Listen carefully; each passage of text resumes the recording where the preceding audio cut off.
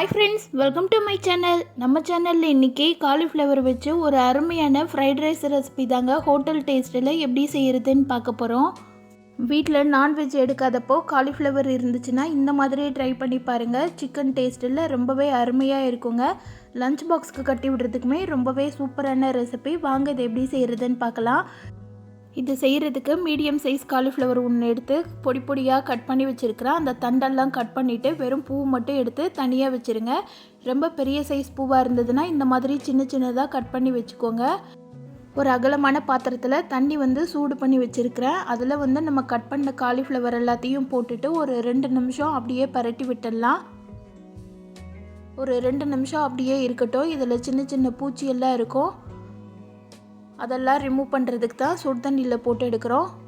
ஒரு 2 நிமிஷம் கழித்து இந்த பூவை மட்டும் தனியாக ஃபில்ட்ரு பண்ணி எடுத்துட்டு நார்மல் வாட்டரில், ரன்னிங் வாட்டரில் ஒரு 2 தடவை கழுவி எடுத்துக்கோங்க.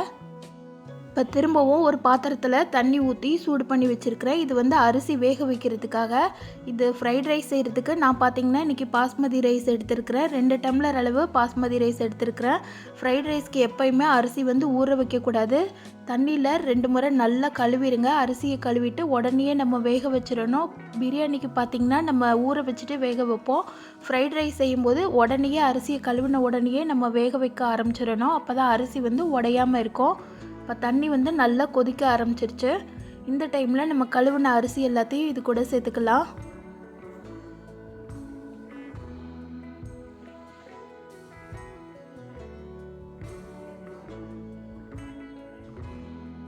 அரிசி சேர்த்துட்டு இது கூட 2 ஸ்பூன் அளவு வாசனை இல்லாத எண்ணெய் சேர்த்துக்கோங்க. ரீஃபைண்ட் ஆயில் இருந்ததுன்னா அதை சேர்த்துக்கோங்க 2 ஸ்பூன் அளவு.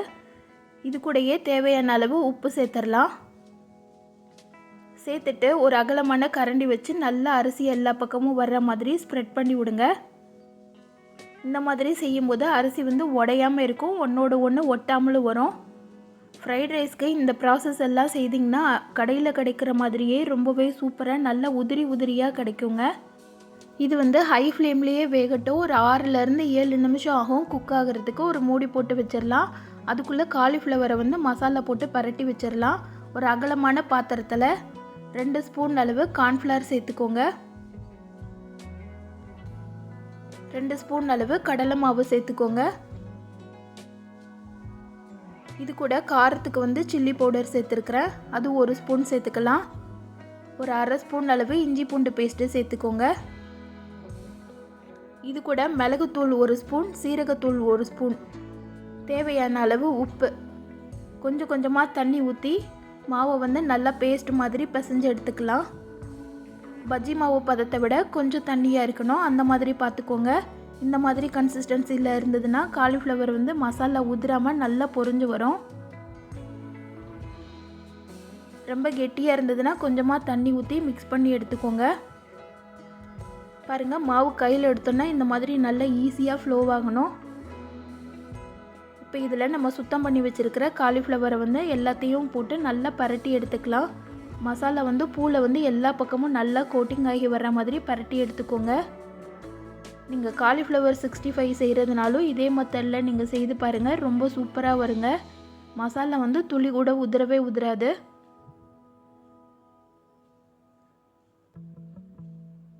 இப்போ பூவில் எல்லா பக்கமும் நல்லா மசாலா கோட்டிங் ஆகி வந்துருச்சு. பாருங்கள், இந்த மாதிரி தான் இருக்கணும்.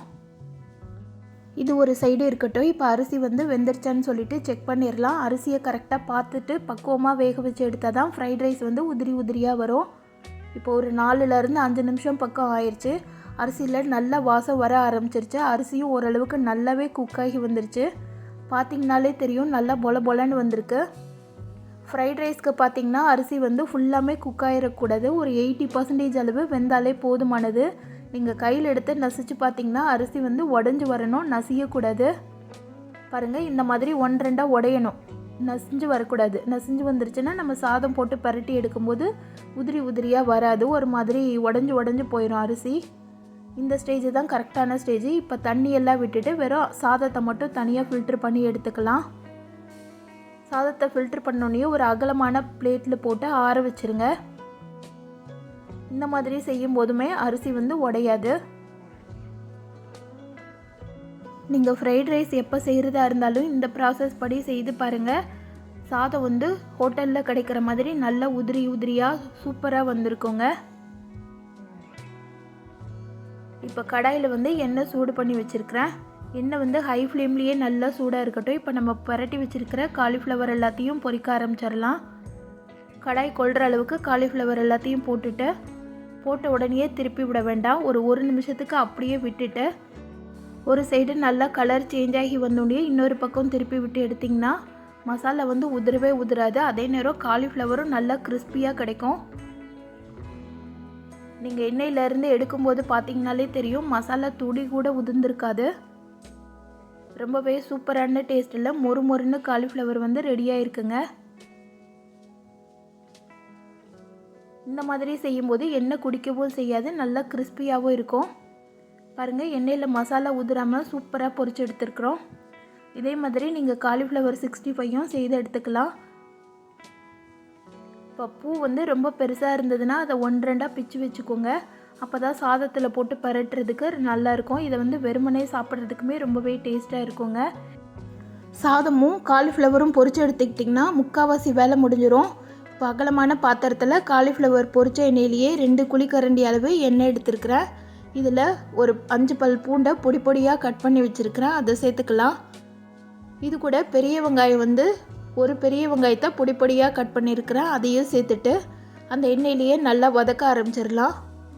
வெங்காயம் வந்து ரொம்ப வதங்கிடக்கூடாதுங்க. ஒரு நிமிஷத்துக்கு மட்டும் அந்த எண்ணெயிலேயே வதக்கி விடுங்க. வெங்காயம் வந்து கலர் சேஞ்ச் ஆச்சுன்னா ஃப்ரைட் ரைஸும் கலர் வந்து சேஞ்ச் ஆகி வந்துடும். இதுக்கு கலருன்னு பார்த்திங்கன்னா நம்ம காலிஃப்ளவர் பொரிச்ச எண்ணெய் சேர்த்துருக்கிறதுனால அந்த கலர் தான் வரும். அதனால் வெங்காயம் ரொம்ப வதங்கிடாமல் பார்த்துக்கோங்க. ஒரு நிமிஷத்துக்கு மட்டும் அந்த எண்ணெயிலேயே நல்லா பரட்டி விட்டுடலாம். வெங்காயம் இந்த அளவுக்கு வதங்கி வந்தோடனே 1 ஸ்பூன் அளவு இஞ்சி பூண்டு பேஸ்ட்டு சேர்த்துட்டு அதையும் நல்லா பச்சை வாசனை போகிற வரைக்கும் அந்த எண்ணெயிலேயே வதக்கிக்கலாம்.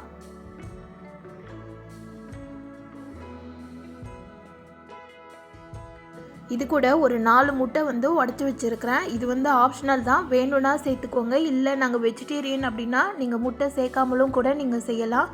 ரொம்பவே சூப்பராக இருக்குங்க. நீங்கள் முட்டை சேர்க்காத பட்சத்தில் டைரெக்டாக வெங்காயம் வதங்கினோடனே நீங்கள் சாதத்தை சேர்க்க ஆரம்பிச்சிடலாம். இப்போ முட்டை சேர்த்துட்டு ஒரு நிமிஷத்துக்கு நல்லா பரட்டி விடுங்க. முட்டை சேர்க்கும்போது முட்டை வந்து ஃபுல்லாக குக்காக இருக்கக்கூடாது. அதுவும் ஒரு 90% அளவு வெந்து வந்தாலே போதுமானது. கொஞ்சம் உதிரியாக இருக்கணும், அந்த மாதிரி பார்த்துக்கோங்க. ஃபுல்லாக வதங்கிருச்சுன்னா நம்ம சேர்த்துருக்கிற காலிஃப்ளவர் வந்து இதோட மிக்ஸ் ஆகாது முட்டையோட. முட்டை சேர்த்தோன்னா நல்லா டேஸ்ட்டாக இருக்கும். ஹோட்டலில் கிடைக்கிற மாதிரியே ரொம்பவே ரிச் ஃப்ளேவரில் இருக்கும். அதனால் நான் முட்டை சேர்த்துருக்குறேன். பாருங்கள், முட்டை வந்து இந்த அளவுக்கு வதங்கி வந்தாலே போதுமானது. இன்னும் ஃபுல்லாக குக் ஆகலை. இந்த டைமில் நம்ம பொரிச்சு வச்சுருக்கிற காலிஃப்ளவர் எல்லாத்தையும் இதோட சேர்த்து ஒரு நிமிஷம் பரட்டி விட்டுடலாம். இதோட சேர்த்து பரட்டும் போது இந்த மாதிரி முட்டை முக்கால்வாசி அளவு வெந்திருக்கும் போது காலிஃப்ளவரோட சேர்த்து பரட்டினோன்னா அந்த பூலையே முட்டை வந்து நல்லா கோட்டிங் ஆகி வந்துடும். ரெண்டும் மிக்ஸ் ஆகி சூப்பரான கன்சிஸ்டன்சியில் கிடைக்கும். அதுக்கப்புறமா நீங்கள் அரிசியை போட்டு பரட்டும் போது ரொம்பவே சூப்பராக இருக்குங்க சாப்பிட்றதுக்கு. குழந்தைங்களுக்குலாம் ரொம்பவே பிடிக்கும் இந்த மாதிரி செய்து கொடுத்தோன்னா. முட்டை சேர்த்து ஒரு நிமிஷம் பரட்டி விட்டோன்னே நம்ம ஆற வச்சுருக்கிற சாதத்தை வந்து இது கூட சேர்த்துடலாம்.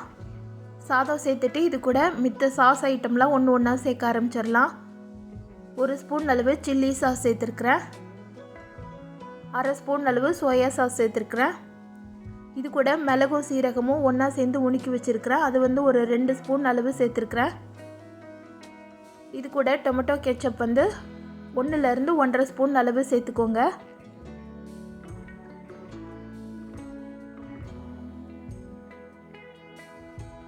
தேவையான அளவு உப்பு சேர்த்துக்கலாம். ஒரு கைப்பிடி அளவு பொடியாக கட் பண்ண கொத்தமல்லி தழை சேர்த்துக்கோங்க. எல்லாத்தையும் சேர்த்துட்டு சாதம் உடஞ்சிடாமல் ரொம்பவே ஜென்டிலாக கிளறி விடுங்க. நான் வீடியோவில் காமிக்கிற மாதிரி அடியிலேருந்து மேலே எடுத்து போட்டு கிளறுங்க. அப்போ தான் சாதம் வந்து உடையாமல் வரும். பாருங்கள், இந்த மாதிரி நல்லா பரட்டி விடுங்க. இது கலர வாசமே அவ்வளவு சூப்பராக இருக்குங்க. செய்துக்கிட்டு இருக்கும்போதே பசங்கள்லாம் வந்து கேட்க ஆரம்பிச்சிடுவாங்க. இதை வந்து லஞ்ச் பாக்ஸுக்கு கட்டி விடுறதுக்குமே ரொம்பவே சூப்பரான ரெசிபிங்க. இந்த மாதிரி செய்து கொடுக்கும்போது குழந்தைங்கள்லாம் விரும்பி சாப்பிடுவாங்க. துளி கூட மிச்சம் வைக்காமல் எல்லாத்தையுமே சாப்பிட்டுட்டு வந்துடுவாங்க. இதே மெத்தட்லேயே நீங்களும் உங்கள் வீட்டில் இந்த காலிஃப்ளவர் ஃப்ரைட் ரைஸை செய்து பாருங்கள். செய்து பார்த்துட்டு எப்படி இருந்துச்சுன்னு சொல்லிட்டு கமெண்ட் பண்ணுங்கள்.